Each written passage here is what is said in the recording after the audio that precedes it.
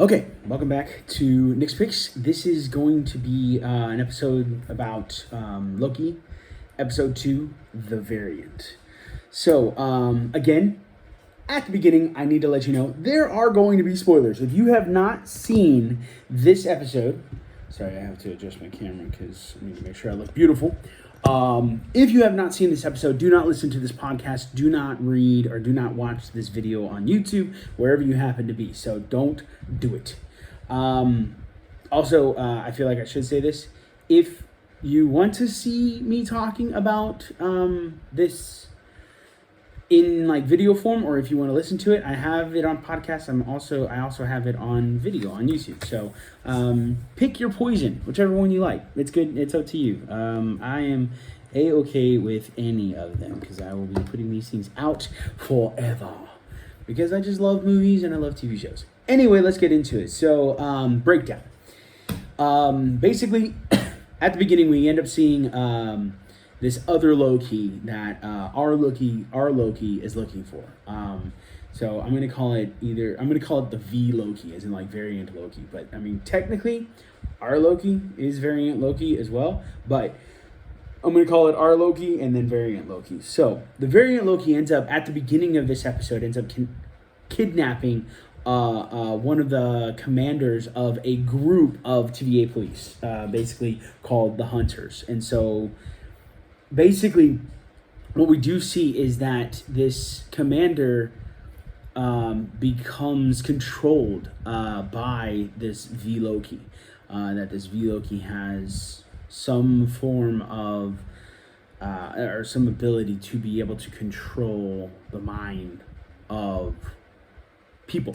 And so this commander gets taken over, fights her group of her command, basically the people who are under her, and then gets kidnapped by the V Loki.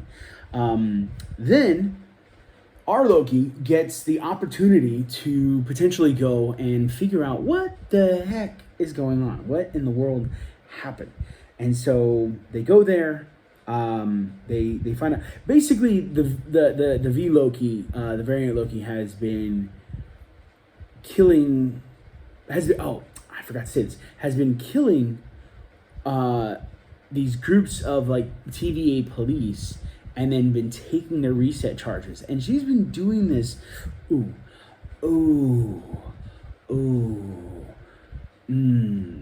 a mistake. Whatever, you know what? I'm just gonna roll with it. They've been collecting these reset charges for whatever reason we don't know as of yet. But basically, they collect lots of reset charges. They've been doing this for quite some time, and they've been hunting this V Loki for a while. And then we get to see our Loki go to this place where this hunter, this commander got kidnapped, and be able to try and figure out. It's basically like a Renaissance fair in the 1980s. We get to see him try and figure out, like, this is like his first mission. And like he's been through some training with the TVA and basically gotten this idea of how to pay attention to know what's going on and what variants are, what nexuses are, all that different stuff about the sacred timeline, all that jazz. But this is his first on the field training or on the field experience, and getting to be able to go out and actually try and catch this V Loki. What ends up happening is basically he's got the chance to prove himself to Mobius and the other hunters that go with them, the other TVA police. I'm going to call them hunters from now on. I called them TVA police in the last episode. I'm going to call them hunters because that's what they're called. He gets to prove himself with these hunters and gets to prove himself with Mobius. Tells his story, and come to find out he's actually lying and isn't actually helping. Is actually trying to basically get his own, have his own way, be able to get in front of the timekeepers and trying to basically just lie about and maybe trying to figure out a way to get with the V Loki to be able to fight out of this trap that he's in, this jail that he's in at the TVA. Mobius figures out that he's lying, and they set a reset charge, and the reset charge goes off, and what we see is that it seems to obliterate everything except the ground. Like basically, if I'm a variant and I've got let's say a pen that's out of place, basically the pen gets obliterated, but maybe nothing else. Actually, what it seems like is everything gets obliterated except for the ground, is what it looks like from what we've seen in the episode. Mobius then goes and basically tells Loki that he's got like one more chance to try and find this variant, and the way that he can do that is by doing some like hard work or some work. And so they give him files about this Loki, about this variant Loki, and they tell him to, Mobius tells him, figure out where this Loki is, figure out what they're doing. And so Loki goes through, but while he's there, he one of the interesting things is he goes and he tries to figure out, tries to get files about the beginning of the TVA, they're classified. He tries to get files about the beginning of time, they're classified. Tries to get the files about the end of time, they're classified. Ends up only getting the files about himself. Now, when that happens, he then goes in and figures out that a variant, or this Loki, is hiding in apocalypses, basically where people are getting wiped out, like in an area.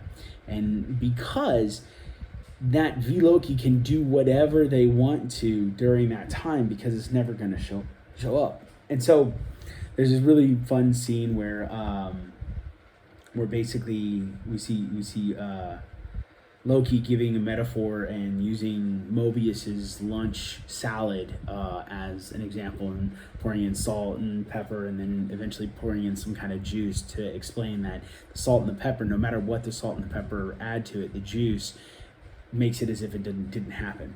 And basically what's really interesting is that there's a lot of metaphors that Loki likes to use, and some of them are great, some of them are really dumb. So this could be, it's just a really funny one and still dumb. Afterwards, they go to Pompeii to actually test it out and see if there's any kind of variance energy when Loki does something that he's not supposed to, because there's an apocalypse that's about to happen. And so with him, what he does is he goes in, he hoots and hollers, tells everybody they're all gonna die because this volcano is about to explode, and nothing changes. So Mobius takes that, and they end up going off to a hurricane in Alabama in 2050. So something in the future, but obviously something that could easily happen in Alabama. So they end up going there, figuring that there's going to be the apocalypse there. Now, what ends up happening there is Mobius wants to take our Loki, but the commander of the hunter group that's with him is like, no, not happening. I'm going with Loki. So then Loki and the commander go off. Well, what ends up happening then is that the Loki ends up having control of somebody, and then the commander goes and walks up to that person, and then Loki is able to, which is really interesting, able to transfer her mind control to another person through the person they've already mind controlled. So we see this happen, and so now the commander then becomes, quote unquote, the Loki, like just being able to talk through that person. That being said, also Mobius's group with the other hunters, they end up finding the kidnapped commander, and end up figuring out that this kidnapped commander has told this Loki how to get to the Timekeepers. Now, that being said, we end up seeing this Loki talking through different people, the commander to begin with, and then a store clerk, and then another guy, another like really big guy who ends up fighting with our Loki. And so we end up seeing this V Loki is actually setting up reset charges, and we see some of the reset charges, but we're not exactly sure what they're doing. And our Loki thinks that the reset charges are basically they're designed to blow up everybody that is there, all the hunters, this other Loki. But then we see the V Loki put a device together that is connected to all these reset charges, and then set up a timer. And once that timer starts up, the reset charges start up. But then all the reset charges go through different time doors. And what we see is back at TVA headquarters is we see that not only is there a branch in the sacred timeline, but there's like hundreds, or like maybe not hundreds, but because like counting it out, it was probably in the high 30s, maybe 40 different reset charges. So at least 40 different branches in the timeline. And so we see that happen, and we see everybody losing their mind. So then our variant Loki ends up going through a time door, and we see our Loki. Oh! I forgot this. This is very important. Before we see that variant Loki go through the time door, we see it step out. It removes its hood, and we see that it is actually a female. It's like, oh, not what we were thinking, but awesome nevertheless. And so then she ends up going through a time door. Loki sees Mobius and the other hunters running toward him, telling him like, wait, don't go, no, wait, Loki. And then he steps through the time door, and the time door closes before Mobius and the other hunters are able to get there. And then the scene, or the episode, ends. Now, that's basically the breakdown. I'm trying to get that done, and I need to get this done faster. Some cool things that I enjoyed. I enjoyed the training that we got to see Loki have with Miss Minutes. Another really funny moment for me, one that I thought was just kind of laugh out loud, was basically where Mobius is like, you stab people in the back. Like, I'm not going to let you go with me. This is like in the middle of the episode. I'm not going to let you go anywhere. Like, we're not going to go somewhere. Like, you're probably going to stab me in the back. And Loki's like, I've never stabbed anybody in the back. And Mobius is like, you've literally like stabbed people in the back like 50 times. Like, I've seen it. And he's like, Loki's like, I'll never do it again. And so just really entertaining moment. I guess another fun one, another cool thing was like seeing Pompeii and seeing Loki like just basically telling them, hey, you're all gonna die. And they're just like, all right, cool.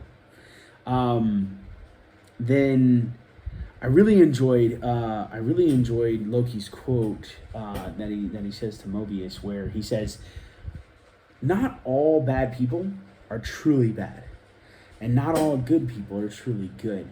And I think that's just kind of like a really like philosophical, like interesting thought, is that, yeah, like people are human. Like, good people are going to make mistakes. Bad people don't necessarily, it doesn't necessarily mean that they're all bad.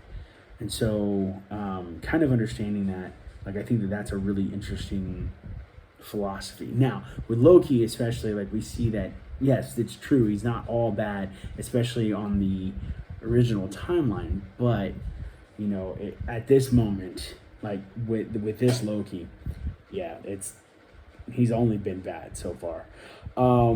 Questions. Oh, the other really cool thing is that there's a female Loki. Like that's a really awesome and exciting prospect.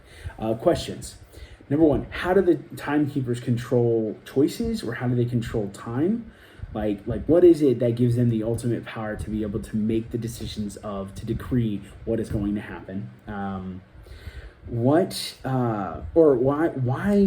Why did Loki, why did the female Loki, why did she send the reset charges to different times and different places?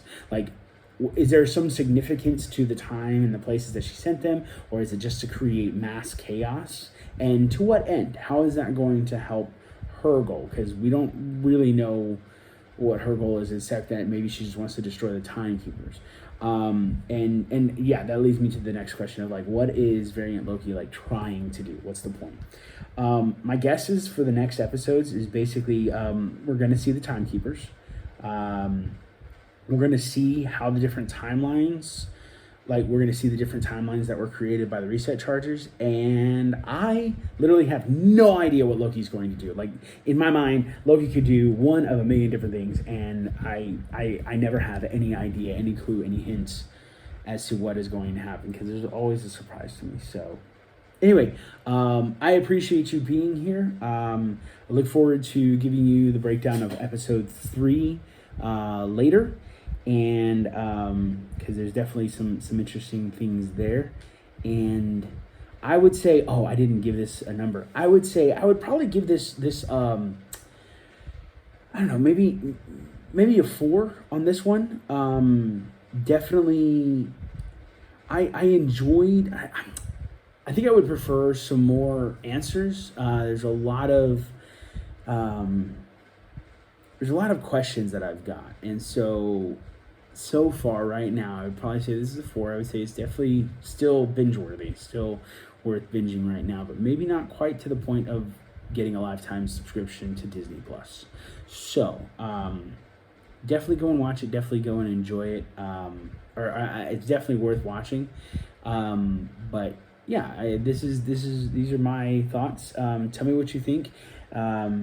Either in the comments below the video or in the comments for the podcast. I would love to hear back from you, how you thought about, or what you thought about episode 2, The Variant.